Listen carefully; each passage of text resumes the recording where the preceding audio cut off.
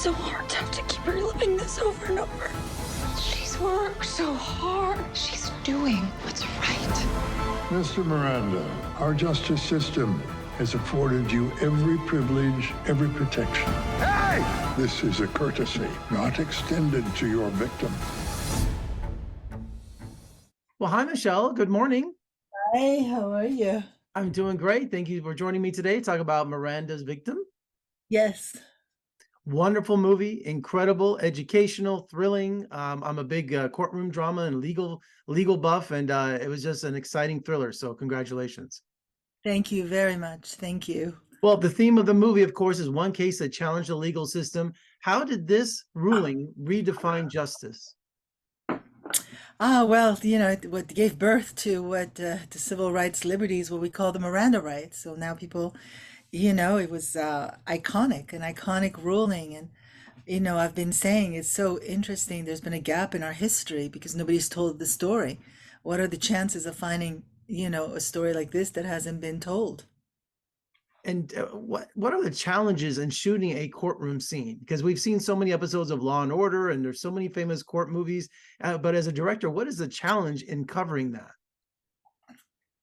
I want to make it interesting and keep people on the edge of their seats. And also, I had 1, 2, 3, 4 courtroom scenes.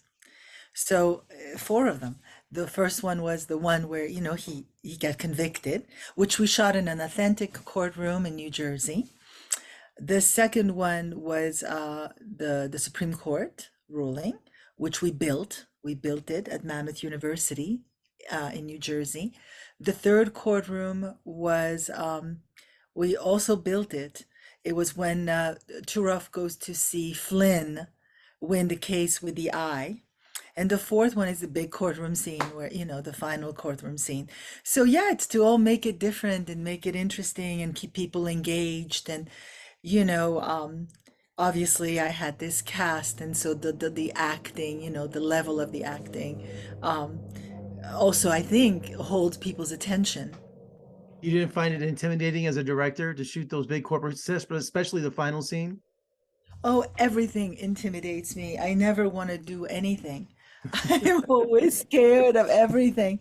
But courage is only courage if you do it anyway. And the person that was really courageous is Patricia Weir, who went in twice in 1963 and 1965 with the pressures of society and her family telling her not to do it. I was at an event in New Jersey with her this weekend. And she came out and she got a huge, standing applause ovation. I mean, everything always scares me. I say I have 2 boys. I say I never want to do anything, but I do it anyway, And this is such a star-studded cast. Was there someone in the cast that you sought out for a certain part that you went after and that you got? Yes, a lot of the actors were my first choice. I mean, that was also phenomenal.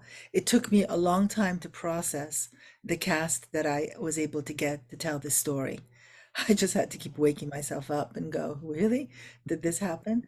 But Donald Sutherland was the first actor that said yes. And at that point, I sensed that I may have a little angel, overlooking this project. My dad always reminded me of Donald Sutherland.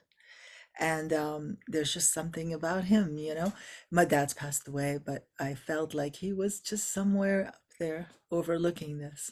And then Enrique Murciano, who plays Detective Cooley beautifully, was a student of mine a zillion years ago. I was his first acting teacher, and I have kept in touch with him ever since. I cast him in my very first movie a very long time ago.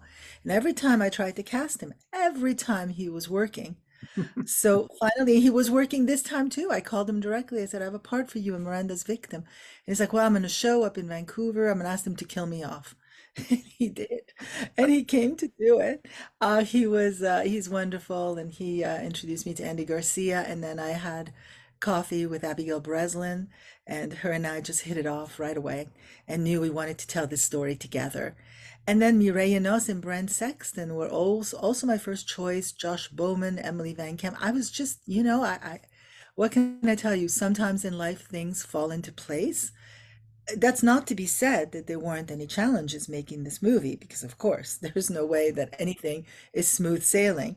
But Well, Ryan Felipe really surprised me in this because I know him for his action films, for his romantic leads, but here he was his role and range in this as a courtroom attorney was really surprising. He was brilliant in it. he's a great actor. He really is a wonderful actor. And he came, as everybody did, with their heart. Everybody came with an open heart and a strong desire to tell this important story. And We were all there, and it informed the stakes. It informed the energy of the shooting. People said there's a special energy, there's a blessed hand. I've heard all kinds of things because everybody felt it. Everybody felt the energy in this, and it continued on. We were the opening night movie at the Santa Barbara Film Festival in February. A lot of the actors came out. Tomorrow we have a big premiere here in Los Angeles at the Regency Bruin, and a lot of our actors are coming out to support, walk the red carpet. We're going to have a Q&A moderated by Alan Rock, which I'm very excited about. And Ann Archer is going to do the opening remarks. And, there's just, and people are responding to the movie. We were in Catalina where we won a lot of awards, and, people were just crying. And, not that I want to make people cry, but people are moved by the story. And that's, because I always say, I always joke with my children, they take me to see every action movie you can imagine. And I say, you know what, I'm okay with great visual effects for a while, but then if I am not moved by something, it just doesn't do it for me. I can appreciate all the beauty and all the, special things, but if it viscerally it doesn't touch me, I don't care. I want to care. I want to hang my hat on a character, on a hero or somebody.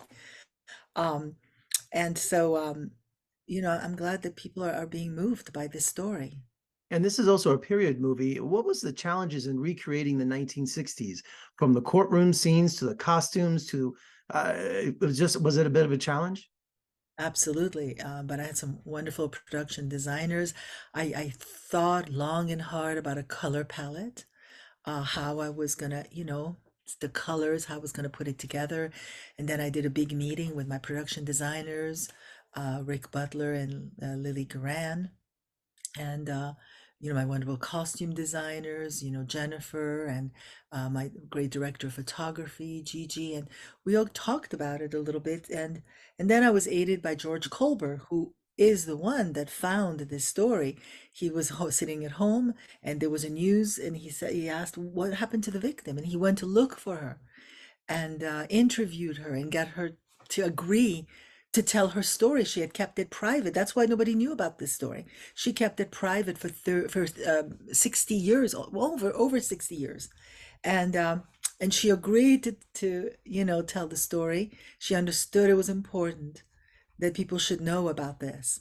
But yeah, and so George had these locations: an authentic police station, an authentic courtroom, these cars, he had this relationship with this car, old cars.